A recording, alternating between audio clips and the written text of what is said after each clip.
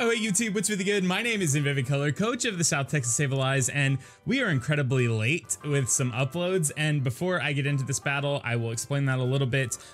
Basically, week 9 was a bye week for the NPA because a lot of people were going to PAX East, so it was just a bye week. PAX East was dope. I met a lot of rad people. I filmed a relatively large amount, and I just haven't had time to edit the footage to upload it. I will be uploading it, it's just gonna be very late, so just know that. On top of that, you know, after PAX, I got home, I had to I had sort of conflict scheduling my, it would be week 9, like my 9th battle, but it was week 10. So we had conflict scheduling week 10. By the time we scheduled the battle, I was already gone for the weekend for Emily's birthday. Emily is my beautiful girlfriend, if you don't know.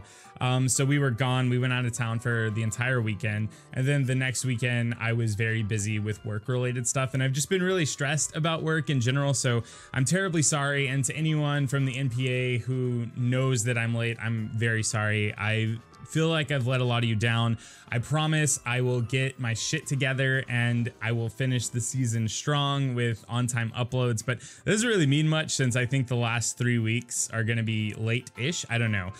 Basically, this is going to be a video covering week 10 and week 11. Week 10 was versus the Lindomar of the Straw Hat Swamperts, and then week 11 is going to be versus Joffy's Enigma and the Southampton Sharpedos, I believe. So there you go. There you have it. Both of these dudes are really rad. The links to their battles will be in the description down below. After this video goes live, I'm doing a live comm with Galactic Elliot. I mean, I'm not like communicating with him live, but the battle, I did a live comm because Galactic Elliot told me he liked my live comms. So I decided I wouldn't post comm that battle. So after that, everything will be on time, but after that, there's really only one week left, and that is versus Old Man Tup. I don't actually know Old Man Tup's, I don't know his team name. He's in my division though, so that's a really, really important battle. Let's see. He is the Pittsburgh Piratas. So there you go. All right. So like I said, this will be versus the Lindomar. This is week 10, technically. Looking at Lindomar's team, it's a little frightening. We see Heatran, Mega Blastoise, Gliscor, which I've had to face off for the second time this season. The first time was week 2, I believe, versus Data Dave. And not only, I mean, like, Gliscor is just really getting into my team because my team doesn't have fantastic ways to hit it because I don't have any stab ice. And I don't know, Gliscor is just a threat. It can set up, it can be defensive. It's not very easy to break through. We see the Dragalge, the Mew, and the, what is this thing called? The Topsy-Turvy thingamabob? It's the original Contramon. What's this thing called? I actually don't know. I have zero clues what it's called. Let me, hold on. I should know these things, you know what I mean? Like, I shouldn't come in asking you what Pokemon I'm facing off against. What is this thing called? Malamar. There you go. All right. So I haven't done this battle. Like, I haven't watched this battle in a long time. It was done a while back because I always wanted to be consistent with doing my battles, even if I was behind in uploading them. Once again, I'm just very sorry. I also am behind in the PGBL. I'm 2 weeks behind there too. I mean, it's more than 2 weeks. I think it's way more than 2 weeks, but I'm gonna upload sort of my playoff games after this. Anyways, the moral of the story is I'm incredibly sorry. I'm trying to catch up on everything. Work has been very stressful. Please forgive. If you have any questions, if you want to know more about my personal life, you can follow me on Twitter. You can tweet me there. You can follow me on Instagram. You can comment in the comment section down below to ask me how I'm doing. This has been a really long intro. I'm like 5 minutes in this video. We should watch a battle. We should watch a battle and react to it. All right, let's do this. Okay, let's react because that's what we do. This is a reaction. I normally cut this part out because it kind of lags here. I'm actually gonna watch it because they randomly have the red, blue, and yellow wild Pokemon battle music on here. So I'm definitely gonna leave this in. All right, so Lindomar, this is Lindomar, right? Am I correct there? Leads with Heatran versus my Mega Alakazam. I didn't even talk about what team I'm bringing. What a scrub. What a scrub. Okay, Lindomar leads with I lead with Mega Alakazam. I'm sure you saw what team I was bringing. I probably should have talked about it a little bit though. I'm rusty. I haven't done this in a long time. I'm very very out of practice. So anyways, I stay in because I know I live this thing's attacks, and a Focus Blast is pretty close to an OCO, if it's not an OCO, depending on spread. We miss the Focus Blast and we just eat up a Flash Cannon. I always run like a relatively bulky Mega Alakazam. I mean, it's never bulky because Mega Alakazam's not a bulky Pokemon, but I always run a bulkier set. I just mean I have a lot of HP investment because its speed stat's so high that I can just dump those extra like speed EVs into HP. We connect the second Focus Blast. This gets the Heatran gets up the Stealth Rocks, which is not super great, but if there's one thing I've learned about my team, it's that I'm relatively okay facing off against Stealth Rocks. Like, other hazards are really, really bad, but my team doesn't hate Stealth Rocks, if that makes sense. We see the Mega Blastoise come out. It's a switch in. This thing, it's gonna have Dark Pulse. I have to switch out. We're gonna play a little bit of switch tag. I remember that 100%. Like, we just switch in and out, back and forth for a hot second. And I don't know, we get into like some really interesting situations. Like, I haven't watched the battle in a long time, but I know relatively, like, obviously I know how it ends. If you've already watched the Lindomar's battle, you know how it ends too. But stay tuned. You know what I mean? We can provide some interesting insight and commentary. Also, I don't know if I've already mentioned this, but Lindomar and Joffrey's Enigma, I don't know if I'm pronouncing that right. Their links will be in the description down below. The links to their battles will be in the description. You should definitely go check them out. Okay, so I switched into Gligar here, predicting a Gligar? Predicting a switch or predicting a Toxic. I say that because I saw it use Toxic. I don't know if I actually predicted that in the moment, but I knew definitely that it couldn't go for a Water type move, and I ate up a Dark Pulse for breakfast, lunch, and dinner. I don't know why I just didn't go for a Toxic on this Mega Blastoise at the time, because I'm 99.9% sure my Milotic is carrying Toxic this week. This week. I say it like it's recent. This is like 3 weeks old or something. I don't know. Where has the time gone? Man, let me just vent for a minute. Work has been very hard. I'm a high school teacher, in case you don't know that. I try and mention it all the time, just because it's like kind of neat, you know, it's fun. Anyways, so work's been very hard. I don't know if any of you are teachers or you have relatives that are teachers. When it gets towards the end of the school year, it just gets crazy. Like, every week is jam-packed with stuff. Anyways, the Mega Blastoise lands a Toxic on me. I believe I was going for a Toxic this turn, potentially. We'll see.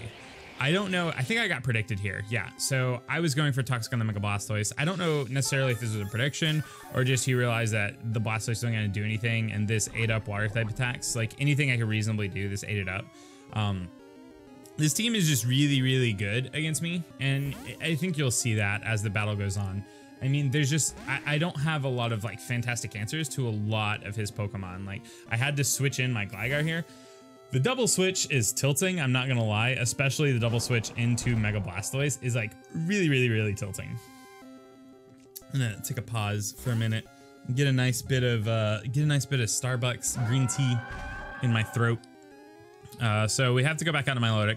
See, the problem is, like, I feel like Milotic has to check way too many things, and on top of having to check too many things, I'm always too scared to run Refresh Milotic, even though I think that's a good set, right? Refresh Milotic is a good set, but I'm always too scared to run it because I don't know, I feel like it takes away a move slot, but what am I doing with that move? Like, I don't know. Like, I feel like Milotic's not one of those things that really has 4 move slot syndrome. I feel like its movesets are pretty compact. I keep wanting to run sort of like an Adrenaline Orb competitive Milotic because I think it'd be really dope, but I never pulled the trigger, and I didn't have Milotic the 1 week where I definitely would have ran it. So we see the Malamar coming in. It goes for Taunt, which right off the bat lets me know that this thing is going to be, I guess, more utility or defensive. And then this, I think this is sort of like, if I had to guess, this is like the beginning of the end for me. This thing, I'm kind of giving this away, and I'm about to like fast forward through this because I really don't think there's any point in me commentating over what's about to happen. So I will be fast forwarding through a large chunk of this battle, and then I will see you again at the end. So this Malamar sets up Reflect and Light Screen. I'm assuming it has Light Clay. It has double screens up now. I don't have very good breakers on my team this week. I don't have anything to get past screens. I didn't bring Defog. I don't know. Like, I always try and bring removal, but I didn't think it was super relevant this week. So I don't have Defog. even if I did have defog, it wouldn't do that much. I brought a sub-toxic, which I don't know why I brought this thing specifically. Like I brought a sub-toxic Doug Trio. I think this set's really good. It's like substitute toxic Ironhead Earthquake. It's really offensive, but it can also just stall mons that resist its stabs out. And then you can also get some like Ironhead cheese flinches that help you, in your quest to toxic down mons. I like this set. I think it's good. The problem here is we're now behind a substitute against a Gliscor who is immune to one of our stabs and is immune to toxic and resists the other stab. It's set up a sword stance. It is also behind a reflect and a light screen. I think I have ice beam on my Lodic maybe this week, but now it has a sword stance and a rock polish up, and this is where I'm going to, like, not only did I have to face off against Gliscor twice this league, and it's really good against my team, and I somehow overcame it the first time. I had to face off against Gliscor twice, and it was the exact same set twice. It was a double dance Ice Fang Earthquake Gliscor. So that being said, watch this Gliscor wreck my face, and I will catch up with you again once it is done doing that. Okay.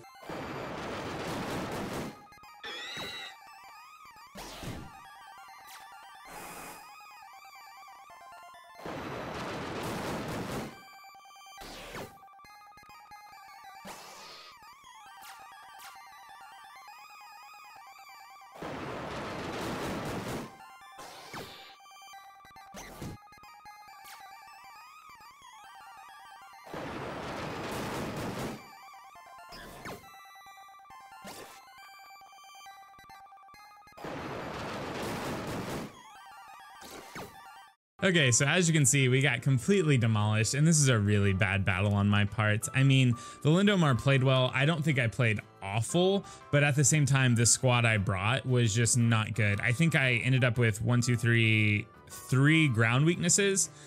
So the Gliscor was pretty, I don't know, it was pretty obvious here. If it was really good against me week 2, I should have thought about that. Like I should have thought back to week 2 as soon as I saw that this dude also had Gliscor. It didn't even connect with me that I'd already played Gliscor this season until I was in battle and this thing set up a sword stance. Like it didn't connect. And then once it set up a sword stance, I knew the game was over because I wasn't going to be fortunate enough like I was last time to be able to sort of like outplay it. Like there was just no way with this team to outplay it, and my Milotic being that wore down already.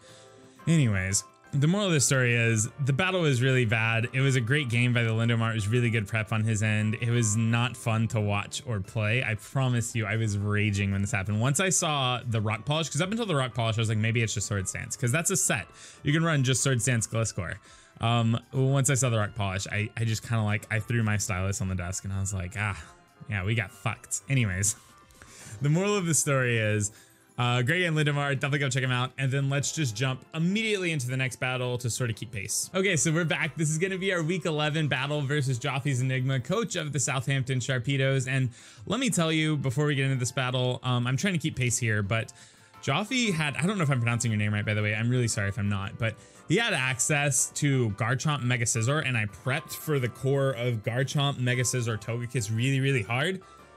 And then I didn't see it. So I was terrified coming in, and I was also terrified at this screen because this is not the team I prepped for. And you have to worry when you start seeing like all of the low tier mons that your opponent just hasn't used that much in league. So I don't know. I went into this battle with a really good plan for Garchomp and Mega Scizor, and I'm not entirely sure that it's great for this team, but let's just jump into the battle. Before we get into it though, since I didn't do it from the first battle, I am bringing Delmise, Alolan Doug Trio, Raikou, Hariyama, Mega Alakazam, and the Haxorus this week. So that's the team I'm bringing. I'll sort of talk about the sets as I remember them and we're reacting to them. I should probably do a better job of like covering my sets. I tried to. Team building videos, I feel like people just don't care about them. I don't even remember the sets because I'm so far behind where I would talk about them more in depth, but we'll talk about them. This is a reacts channel now. We just react to stuff on YouTube. So all right, let's just get into week 11. Okay, let's do that. Is there anything I wanted to say before that? I feel like there was. No, there's not. Oh yes, there is. So after our loss in week 10, we went to 5 4, I believe.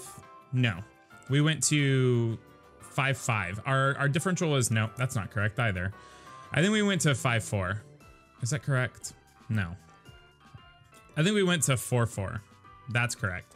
So after our loss in week 10, we went to 4-4. And our differential was like 4 or something like that, because I've had a couple like pretty good weeks where my differential was high. So going into this week, we're 4-4. We're going to try and like, is that correct? I feel like it's not correct. I don't remember. Hold on. Let's see. We went to 4-3. 1. I'm counting right now because I'm an idiot. 2, 3, 4, 5.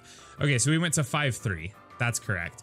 We went to 5-3 with a differential of, I believe, 4 is correct. So that was, we're going into this battle with a score of 5-3.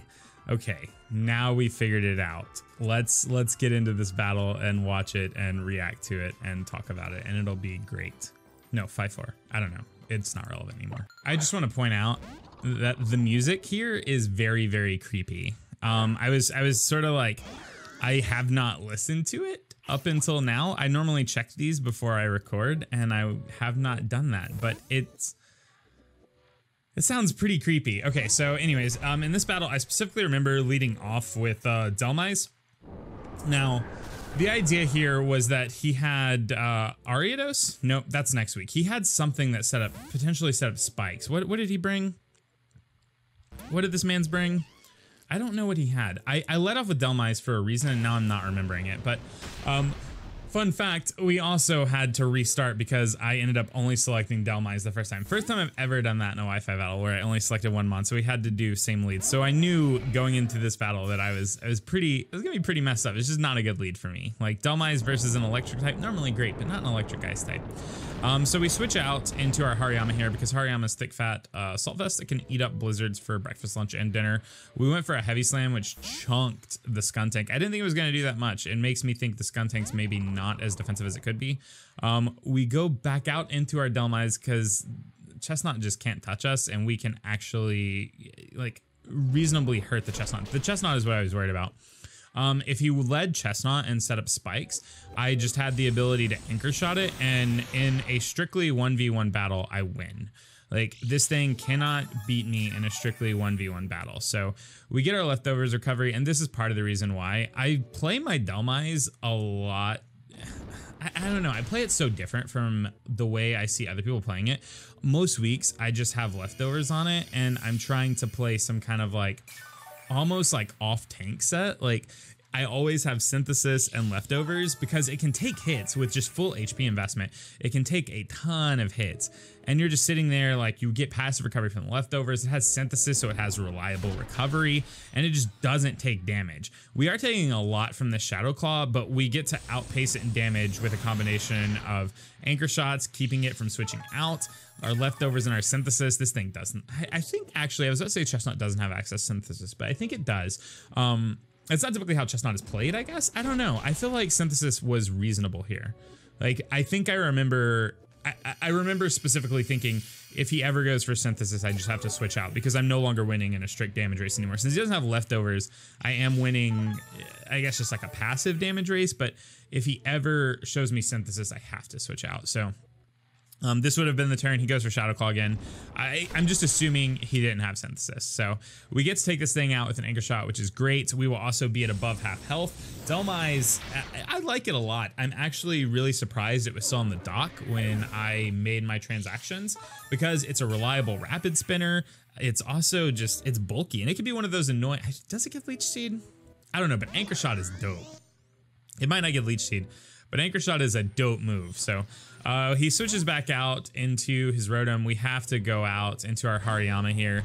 It's really the only thing on my team that eats up ice type attacks. Like, I didn't realize I ended up with such a ice type weakness. Whenever I made all my choices, I feel like I always do that though. I feel like I always end up with an ice or a ground weakness, which is really bad because those moves are super easily spammable. Like, things are immune to ground type moves, sure, that's fine, but I don't know. Just, I feel like ice, ground, and dark type moves and flying type moves are really spammable in draft format. So try to not have giant weaknesses to those things. We switch out to Sableyes on the Ambi Palm. He goes for the fake out, it misses.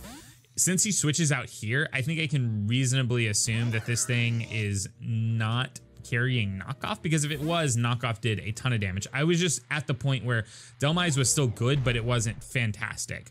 So we're playing this game where we're switching back and forth. I predicted him to switch out his Ambi Palm, or if he just went for knockoff, I wanted to take it with Hariyama. So this is me. That let me get my Hariyama in. I made a double switch, I guess is what I'm trying to say. I don't know if that was obvious or not. So I made a double switch with Hariyama. I went for a close combat, predicting him to switch into just actual anything. And he goes out into this thing, which is not great. But at the same time, I'm ready to just let my Hariyama go based on how much damage that close combat did. I know that Earthquake will be able to chunk here. And then we see a really, really surprising play. I don't know if he was expecting me to switch to preserve my Hariyama, or if he was what he was expecting me to switch into. Because what was I? Sableyes, Hariyama, Alolan Dugtrio would have just been immune to this. Mega Zam, which I don't think it would have done that much damage to, because I have pretty good special defense on Mega Alakazam. I mean, it wouldn't have been Mega Evolved, so it wouldn't have been as good. Raikou. What else did I bring? Is that it? Is that the whole squad? I should probably remember my entire team before going into these battles, but I'm not. You know, I'm just winging it. I'm out here winging it. We're so far behind in life that I don't have time to worry about the things you think I have time to worry about. And we end up going out into Raikou here because Raikou forces this thing out 100% of the time. He's gonna go back out into his little refrigerator. I just went for a substitute, and now this is gonna be another man. This is a thing. This is just a thing that happens right here. So he goes for a Blizzard and misses. I feel bad about this. I set up a Calm Mind. I knew that if I was faster than the Rotom, or sorry, I knew if the Rotom went before me, it's Scarf, because up until this point, we've suspected that it's Scarf because it keeps switching. And I don't know, I feel like Rotom it's either like the bulky utility set or it's Choice Scarf or Choice Specs. So we know for sure it's Scarfed. It misses 2 Blizzards in a row, and this is where I ship the I'm so sorry, that sucks. It just in Discord to Joffies. I really hope I'm pronouncing your name right. I shipped the I'm really sorry, that sucks. And he's like, yeah, man, those suck. Because I think the calc was at +1 special defense. It could do 30%, 30-something% max. So he would have broke the sub on the first time. I would have got a Calm Mind off. And then I would have had to sort of play it around with Calm Minding up again, or substituting again. But now, before he even breaks the sub, I have 3 Calm Minds, because he connects a Blizzard, but at this point, I think I was at +2 when he connected a Blizzard. So I think the max would have broken sub, but a mid-roll does not. I think a mid-roll is like 24%. So now I have +3. If he ever breaks sub, it just doesn't matter. And this is going to be another, I said that it wasn't fun to watch and it wasn't fun to play last time, but this is going to be another, 5-0 sweep. I'll let you watch. I'll let you enjoy this, but I'm gonna tab out. You know, I'm gonna fast forward through this. I feel like, I don't know, I don't think you want to sit here for the next 5 minutes and watch me click Thunderbolt, do you? I don't know, maybe since I'm winning this time, since, you know, I'm winning more. I don't know. Anyways, well, actually, I guess this is relevant. So, the idea was that had he broken my substitute with Rotom, he could have then switched out into Ambipom, which speed ties Max Speed Raikou and gets to Fake Out. So, I mean, it still would have been a little bit, I think it would have changed numbers quite a bit. Just him landing the first Blizzard, or even landing the second one and still breaking my sub, it would have changed quite a bit here. Maybe I'm not going to fast forward this. I don't know. I'm finding interesting things to talk about. Right here, I actually have to substitute in case he has Sucker Punch, because I have bulk in my Raikou, but it's not a ton. We see he does have the Sucker Punch. I think that was revealed the turn before, because I just went for substitute in this thing's face, because I knew that if it had Sucker Punch, it would do a lot of damage. And I mean, by a lot, I think it's doing like at max 35%, but still, like, Skuntank has the ability to, like, it can have an ability called Stench, I think, that gives its hits a chance to flinch, which is not great. This is what I was terrified of the most in this battle, the Togekiss, because if the Togekiss set up literally like a tailwind and a nasty plot. It swept my entire team. I don't even think it needed tailwind. My team this week was pretty slow except for Raikou and Mega Alakazam. That's why I brought Raikou. And that's why I specifically brought bulky Raikou. Like, I think I only had 80 something EVs into special attack and then just the rest into HP. It was max speed, timid, but then I had a lot of HP investment because I think I needed it for specific calcs. Also, it was a Calm Mindset, so I actually didn't anticipate the substitute Calm Mindset working out in my favor because I've already tried it once and it ended up being a monster. Like, Raikou, no lie, went from having 2 kills this season to 7, which is pretty dope in my opinion. So yeah, I guess I didn't speed this up. I guess we just talked through it. You know, I guess sometimes the 5-0 sweeps can be interesting. I just couldn't find anything to talk about in the other one because I was losing. In this one, I got to talk a little bit about strategy because I was on the other side of it. Oh man, weird times in life. Anyways, hopefully this video doesn't end up being a monster of a video and it's like around 25 minutes-ish. I think that's reasonable for 2 battles, but it was a great game to Joffies. You should definitely go check them out. Go subscribe to them.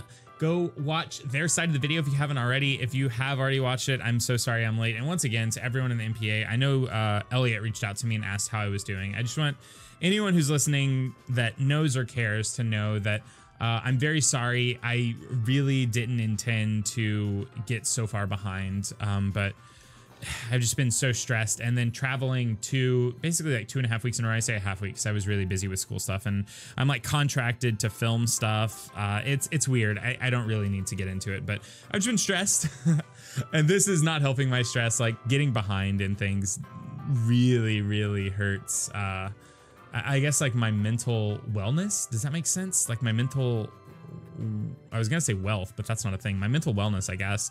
I don't want to say my mental health because it sounds a little eh. Anyways, the moral of the story is thank you so much for watching. If you enjoyed both these battles, because one was a 05 and one was a 5-0, a little bit of symmetry there. Definitely click that like button if you want to cheer me on for the rest of the season. You can click that like button, or you can just click because you like me or what I'm doing here. If you want to talk to me, leave a comment in the comment section down below. I try to respond to them for the first 2 days. I'll even heart your comment if you call me a trash Pokemon player. You can do that. I will allow it. Other than that, I love you. I'm sorry I've been gone so much. I have a lot of new content that I'm thinking about, but just too stressed to do anything with right now. So I will be working on it, and I will be trying to return to streaming over the summer. So, just a few random announcements, but let's see. I asked you to comment. If you're new here, you should subscribe. You should also subscribe to the 2 people I battled in this video. They're both very good at what they do. Let's see. I asked you to subscribe to me, to them. I asked you to comment, like the video. Oh, follow me on Twitter. Look up my Instagram and go like my most recent picture. That would make me feel good. It's a picture of, me taking a picture of myself in a mirror. It's a mirror selfie. Let's see. I think that's about it. I don't know. Yeah, I'm in vivid color. I'm Stutter Boy, apparently. I'm your coach of the South Texas Sableyes. With that win, we go to 6-3 with a differential of pretty high, I believe. A differential of +8, I think is the math there. So there you go. My name is Vivid Color, and this has been a NPA battle, weeks 10 and 11. And then the battle with Elliot's coming out. I think at the beginning of that battle, I said something about it being on time because, fun fact, I'm filming these after that. That was how everything worked out because I'd planned on putting these up on Friday. I guess you don't care. I'm gonna have to make a quirky edit at the beginning of the battle. It'll be a live comment. Check it out. All right, I gotta go. Love you. Bye.